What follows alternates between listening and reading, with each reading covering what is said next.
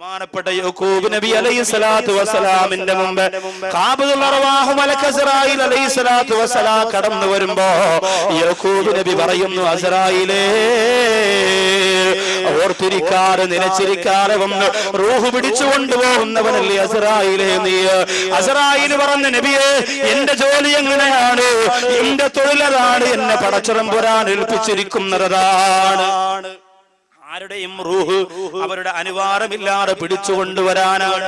അതുപോലെ നബിയേ, ആ ജോലി എനിക്ക് മാറ്റാൻ പറ്റൂല.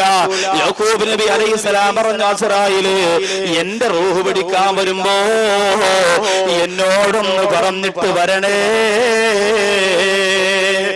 എന്റെ റൂഹ് പിടിക്കാൻ വരുമ്പോ എന്നോടൊന്ന് പറഞ്ഞിട്ട് വരണം. അസ്റായീൽ പറഞ്ഞു, നല്ല ചേലായി. അല്ലാഹു ഇതുവരെ ആരോടും അങ്ങനെ പറഞ്ഞിട്ട് റൂഹ് പിടിക്കാൻ പറഞ്ഞിട്ടില്ല നബിയേ. എന്റെ ഡ്യൂട്ടി പോലും അങ്ങനെയല്ല. ഞാൻ അങ്ങനെ ചെയ്യുന്നത് കൊണ്ടാണ് അല്ലാഹു ആ ജോലി എന്നെ ഏൽപ്പിച്ചത്. അതുകൊണ്ട് യാക്കൂബ് നബിയെ മുന്നറിയിപ്പൊന്നും തരാൻ പറ്റൂല, ഞാൻ വന്ന് സമയാവുമ്പോൾ പിടിച്ചുകൊണ്ട് പോകും. യാക്കൂബ് നബി അലൈഹിസ്സലാം പറഞ്ഞു, അസ്റായീലേ, അല്ലാഹുവിനോട് നീ സംസാരിച്ചിട്ട് എന്റെ കാര്യം ഒരു പരിഗണന എത്തിക്കണം. അങ്ങനെ അവസാനം അസ്റായീൽ അലൈഹിസ്സലാം യാക്കൂബ് നബിയോട് പറയുന്നു, നബിയേ, നിങ്ങളുടെ റൂഹ് പിടിക്കാൻ വരുന്നതിന് മുമ്പ് 3 ദൂതന്മാരെ ഞാൻ പറഞ്ഞു വിടുന്നതാണ്. 3 പേരെ പറഞ്ഞു വിട്ടിട്ടല്ലാതെ നിങ്ങളുടെ റൂഹ് ഞാൻ പിടിക്കൂല നബിയേ. യാക്കൂബ് നബിക്ക് വലിയ സന്തോഷമായി. റൂഹ് പിടിക്കാൻ അസ്റായീൽ വരുന്നതിന് മുമ്പ് 3 പേരെ അസ്റായീൽ പറഞ്ഞു വിടും എന്ന് പറഞ്ഞിട്ട് യാക്കൂബ് നബി അലൈഹിസ്സലാത്തു വസ്സലാമിന്റെ മുമ്പിൽ അസ്റായീലും. അങ്ങനെ ഒരു അവസരം നമുക്ക് കിട്ടിയാലോ? അങ്ങനെ ഒരു അവസരം നമുക്ക് കിട്ടിയാൽ എന്റെ പ്രിയപ്പെട്ട സഹോദരിമാരെ, നമ്മൾ എന്നും സീരിയൽ കാണും, എന്നും പലിശ വാങ്ങും. കാരണം അസ്റായീൽ മുന്നറിയിപ്പിന്റെ ആളിനെ വിട്ടില്ലല്ലോ എന്ന് പറഞ്ഞുകൊണ്ട് ബാക്കി തെറ്റുകൾ ചെയ്തുകൊണ്ടിരിക്കും. ആളെ വിട്ടിട്ട് ചെയ്താൽ മതിയല്ലോ ബാക്കി കാര്യം. യാക്കൂബ് നബി അലൈഹിസ്സലാത്തു വസ്സലാം അങ്ങനെ രോഗം പിടിപെട്ടു, മരണക്കിടക്കയിൽ ഇങ്ങനെ കിടക്കുമ്പോ അസ്റായീൽ വന്നു. യാക്കൂബ് നബി ചോദിച്ചു, അല്ല അസ്റായീൽ, എന്താ വന്നത്? അസ്റായീൽ പറഞ്ഞു, നബിയെ, ഇന്നു വരെ എന്താ ഞാൻ വന്നതെന്ന് എന്നോട് ആരും ചോദിച്ചിട്ടില്ല. ആരും എന്നോട് അങ്ങനെ ചോദിച്ചിട്ടില്ല. ആരും ചോദിക്കുന്ന ആള് നിങ്ങളാ. ഞാൻ വന്നത് റൂഹ് പിടിക്കാനാണ്.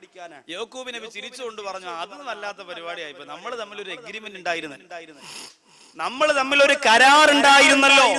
എന്റെ റൂഹ് പിടിക്കാൻ വരുന്നതിന് മുമ്പ് 3 പേരെ എന്റെ അടുത്തേക്ക് പറഞ്ഞു വിടുമെന്ന് പറഞ്ഞ അസ്റായീലേ, ആ കരാർ നീ മറന്നുപോയോ?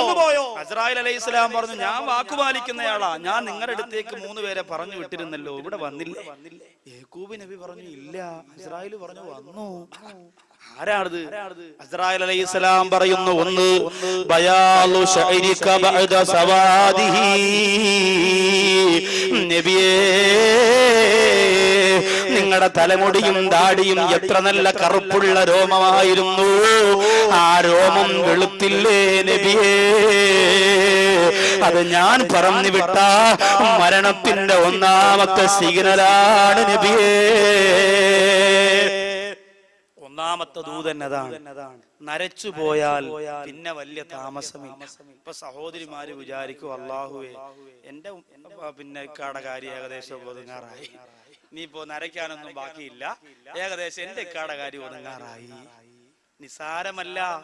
നരവാദിച്ചവരെ ആരും കളിയാക്കണ്ട. അവര് ഭാഗ്യവാന്മാരാണ്. കാരണം അവരുടെ മരണത്തിന് മുമ്പ് അല്ലാഹു അവർക്ക് അങ്ങനെ ഒരു അടയാളം കൊടുത്തില്ലേ?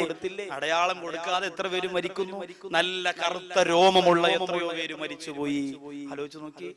അപ്പോ ഇവർക്ക് അല്ലാഹുവിന് അവരോട് ഇഷ്ടമുള്ളത് കൊണ്ട് അല്ലാഹു പറഞ്ഞു, എന്തേ, ഈ നര കണ്ടിട്ട് നീ അറിയണം മരണം ആസന്നമായി.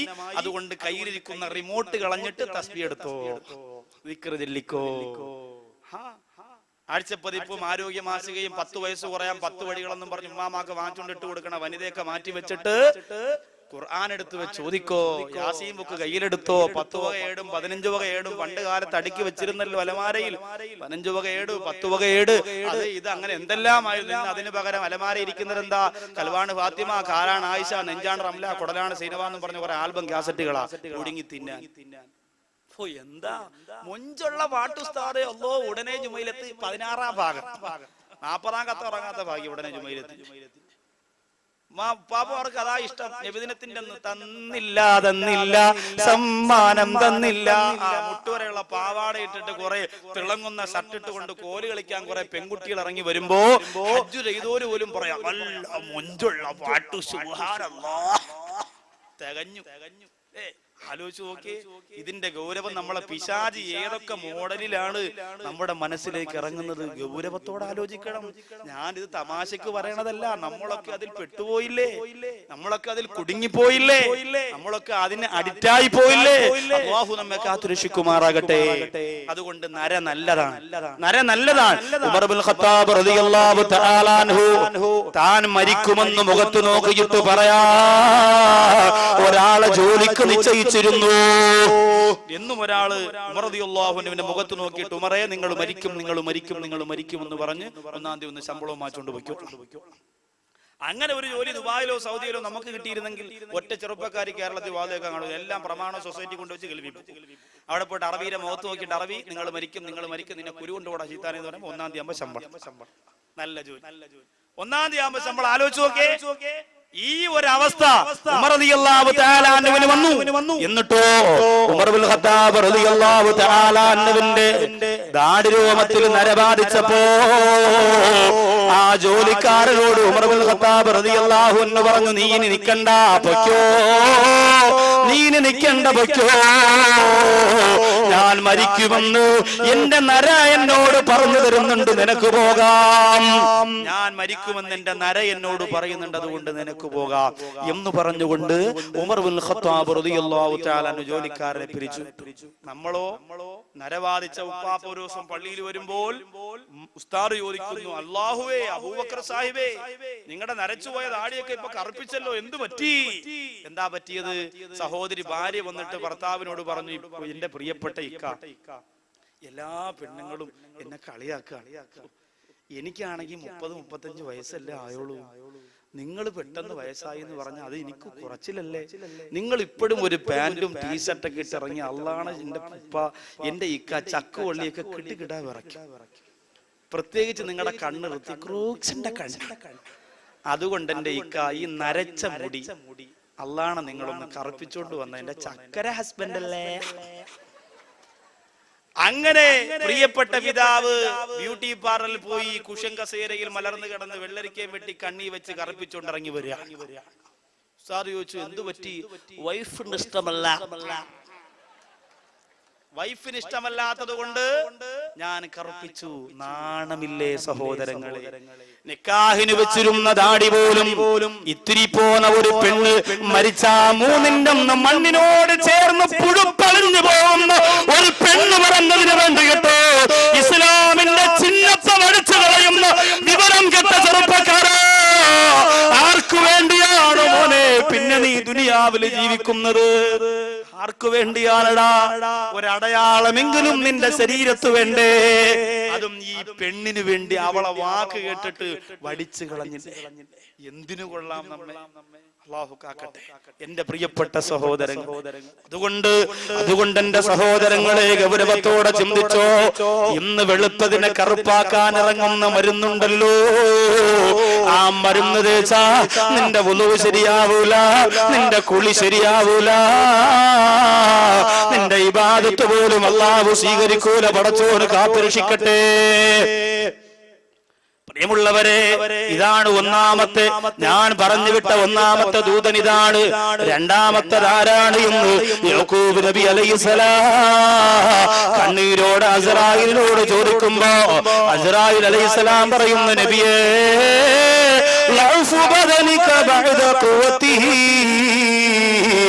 അങ്ങയുടെ ശരീരത്തിൽ അല്ലാഹു ആഫിയത്ത് തന്നിരുന്നല്ലോ, ഇന്ന് ആഫിയത്ത് പോയല്ലോ, അങ്ങ് രോഗിയായി തീർന്നല്ലോ.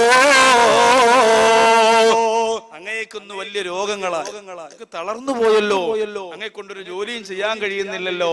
ഇത് ഞാൻ പറഞ്ഞു വിട്ട രണ്ടാമത്തെ സിഗ്നലാണ്. മരണത്തിന്റെ രണ്ടാമത്തെ മുന്നറിയിപ്പുകാരൻ രോഗമാകുക, തളർന്നു പോവുക എന്നുള്ളത്. ഇന്ന് രോഗമില്ലാത്ത ആരാ ഉള്ളത്? സഹോദരിമാർക്ക് മുഴുവനും ഡിസ്ക് കംപ്ലൈന്റ്.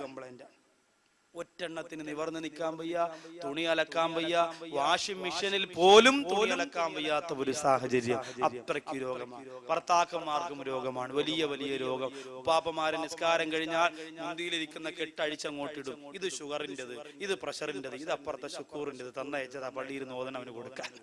അങ്ങനെ 100 കണക്കിന് ഗുളിയ കെട്ടിന്നും പോക്കറ്റിന്നും അഴിച്ചിട്ടിട്ട് അഭിമാനം പറയുന്നവരാ. നിനക്ക് ഗുളിയൊന്നും ഇല്ലടേ ഇബ്രാഹിം? ഇല്ല. എന്തിനാണ് ഇങ്ങനെ നടക്കണത്? 10 ഗുളിയ ഇല്ലെങ്കിൽ പിന്നെ എന്തൊരു ഹാജിയാരാ നീ? അപ്പോ അങ്ങനെ ഗുളിയയുടെ ലോകമായി മാറി ആണുങ്ങൾക്കെല്ലാം അത്. അതുകൊണ്ട് സഹോദരിമാർക്ക് വൈകുന്നേരം ഭർത്താക്കന്മാർക്ക് ഭക്ഷണമൊന്നും ഉണ്ടാക്കി കൊടുക്കണ്ട.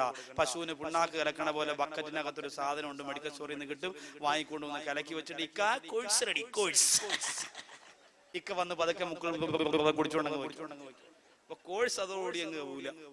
എല്ലാവർക്കും ഇപ്പൊ ഇതാ വരുക. ഏതായാലും എന്റെ പ്രിയപ്പെട്ട സഹോദരങ്ങളെ, കഴിഞ്ഞു രോഗം, എല്ലാവർക്കും രോഗം. ഏറ്റവും വലിയ രോഗമാകുന്ന ക്യാൻസർ പോലും, വേദനയുള്ള രോഗമാകുന്ന ക്യാൻസർ പോലും പടർന്ന് ഓരോ സമുദായത്തിലെ ഓരോ ഭാഗങ്ങളിൽ പടർന്നു പിടിച്ച് ഓരോ കുടുംബത്തിൽ ഒരാളെന്ന നിലയിൽ ഇന്ന് നിറഞ്ഞിരിക്കുന്നു. അല്ലാഹു കാത്തുരക്ഷിക്കട്ടെ. രോഗം വരാതിരിക്കാൻ, വലിയ വലിയ രോഗങ്ങൾ നമ്മുടെ മക്കൾക്ക് വരാതിരിക്കാൻ നിറകണ്ണുകളോടെ എന്റെ പ്രിയപ്പെട്ടവരെ നിങ്ങൾ ദുആ ചെയ്യണം. മൂന്നാമത്തെ അടയാളം ഏതാണ് എന്ന് യാക്കൂബ് നബി അലൈഹിസ്സലാം ചോദിക്കുമ്പോൾ അസ്റായീൽ പറയുന്നു, ഇൻഹിനാഉ ജിസ്മിക ബഅദ ഇസ്തിഖാമതിഹി, അങ്ങയുടെ ശരീരമുണ്ടല്ലോ, ആ ശരീരം വളഞ്ഞു പോവുക, കൂനിപ്പോവുക, നിവർന്നു നിൽക്കാൻ പറ്റുന്നില്ല.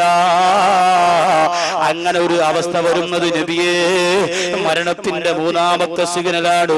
ഹാദിഹി റുസുലി ഇലാ ബനി ആദമ ഖബലൽ മൗതി, മരണത്തിന് മുമ്പ് ആദം മക്കളിലേക്ക് ഞാൻ പറഞ്ഞു വിടുന്ന 3 ദൂതന്മാർ ഇവരാണ് നബിയേ.